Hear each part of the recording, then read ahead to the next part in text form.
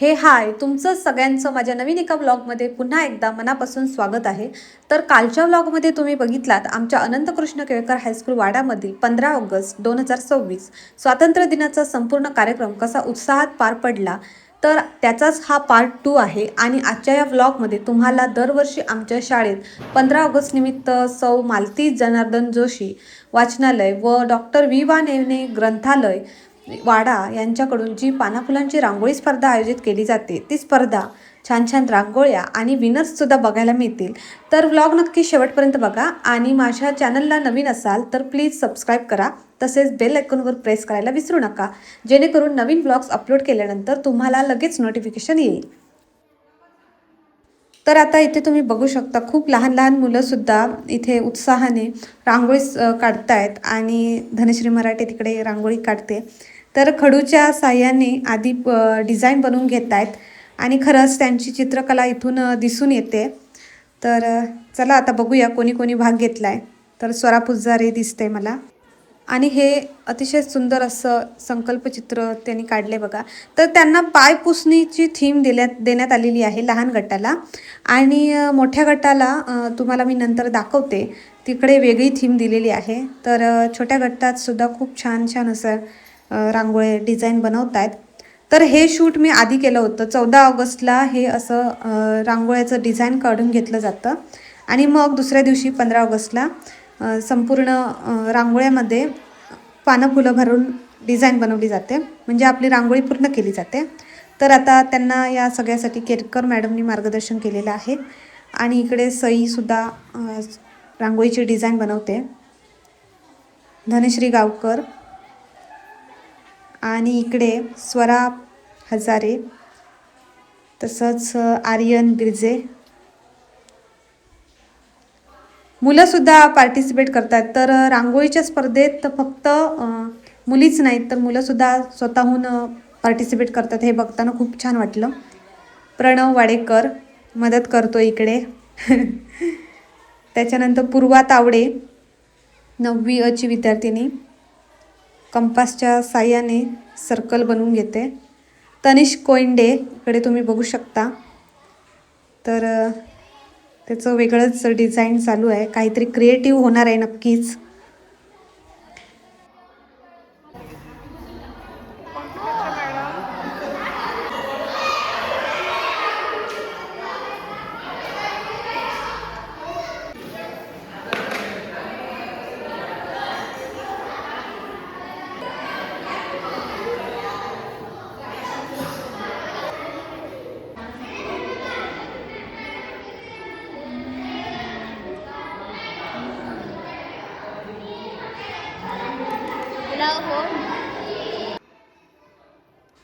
इकडे गोजिरी पुजारे 9वी अ ची विद्यार्थिनी, तीसुद्धा इकडे डिझाईन बनवते आणि पूर्वा तावडेसुद्धा आहे. मयुरी तानवडे 9वी अ ची विद्यार्थिनी. तर डिझाईन खूपच छान बनवत आहेत. इकडे तुम्ही बघू शकता 9वीच्या मुलींनी खूप छान डिझाईन्स बनवलेले आहेत. चला आता दुसऱ्या दिवशी म्हणजे 15 ऑगस्टला त्यांनी कसं पानं फुलं भरून डिझाईन पूर्ण केली आहे बघूया. इथे बघू शकता तनिष कोइंडेने एक पाऊल स्वच्छतेकडे असा संदेश दिलेला आहे. पायपुसणी फुलांची शोभा अंगणाची असा खूप छान संदेश दिलेला आहे त्याने. आणि इकडे आर्यन बिर्जेने अतिशय बारीक असं काम केलेलं आहे बघा त्याच्या रांगोळीमध्ये, खूपच छान. आणि ही रांगोळीसुद्धा खूपच मस्त आहे. तर मी रँडमली आता तुम्हाला एक एक रांगोळ्या दाखवत जाते. 7वीच्या विद्यार्थिनी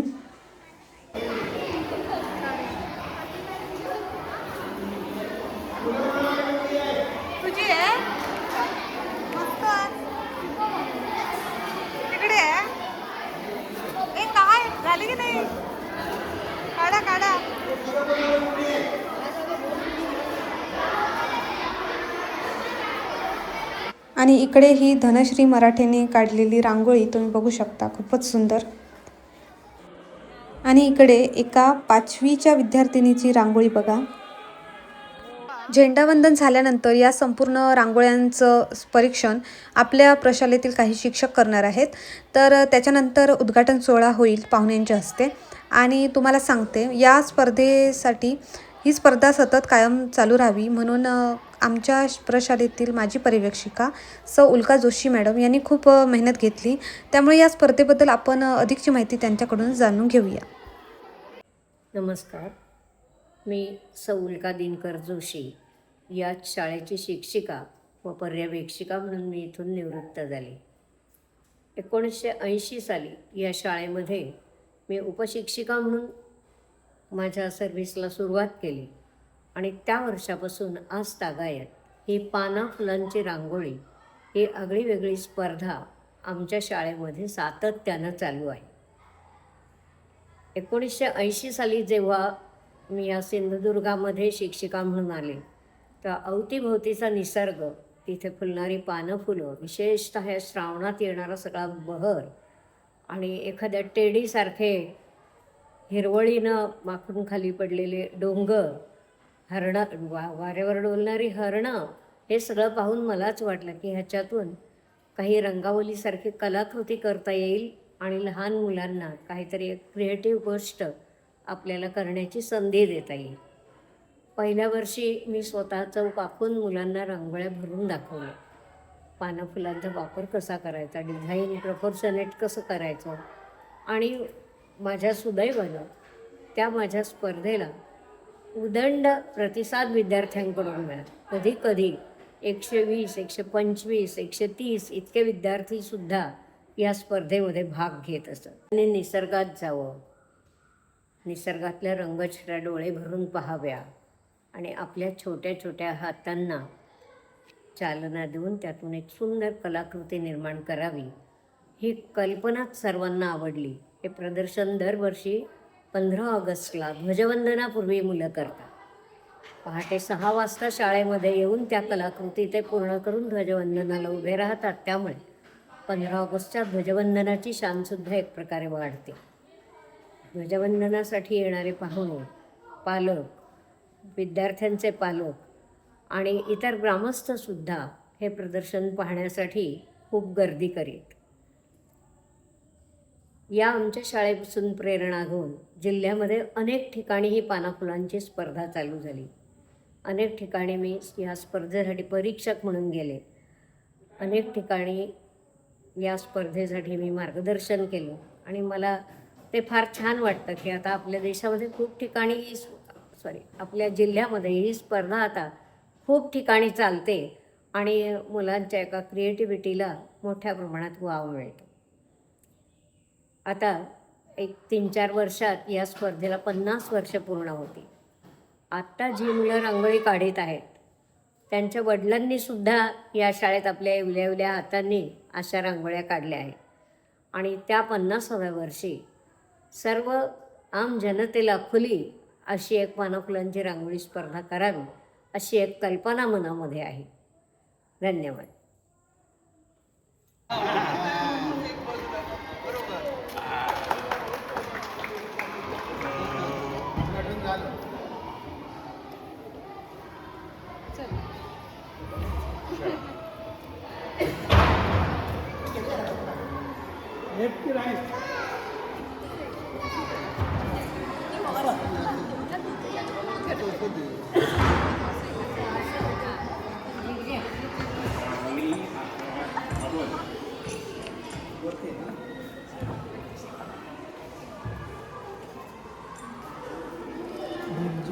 हे पिशवीला डिझाईन होता, हा चौरस आहे ते पिशवीसाठी डिझाईन,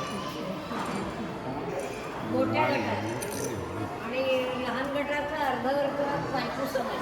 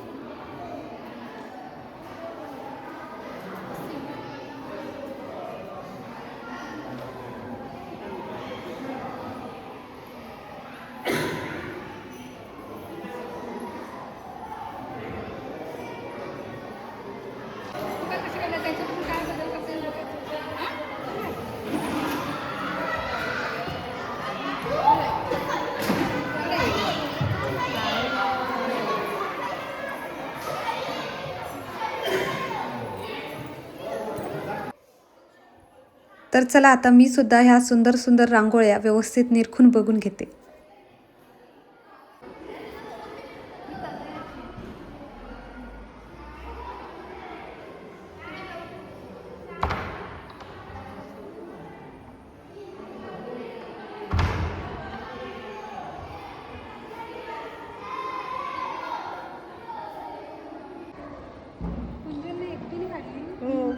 म्हणजे अतिशय सुंदर आले.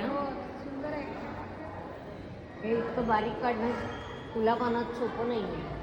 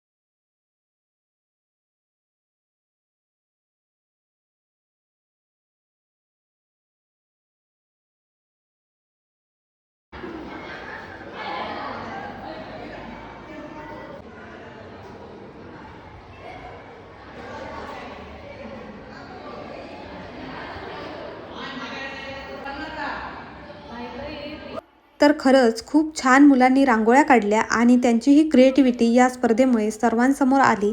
तसंच कला शिक्षिका केरकर मॅडम यांनी या स्पर्धेचं नियोजन केलं होतं.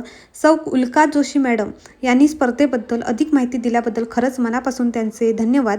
अजून एक गोष्ट सांगावीशी वाटते ती म्हणजे या रांगोळी प्रदर्शनाला भेट दिल्यानंतर काही जणांनी विद्यार्थ्यांना स्वतःहून बक्षिसं दिलेली आहेत.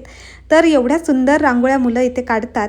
सर्व विजेत्यांचे अभिनंदन आणि सहभागी विद्यार्थ्यांचे सुद्धा खूप खूप कौतुक. अशीच आपली कला जोपासण्याचा प्रयत्न करा. व्हिडिओ आवडला असेल तर प्लीज लाईक शेअर सबस्क्राईब करा. भेटूया नेक्स्ट व्लॉगमध्ये. तोपर्यंत बाय.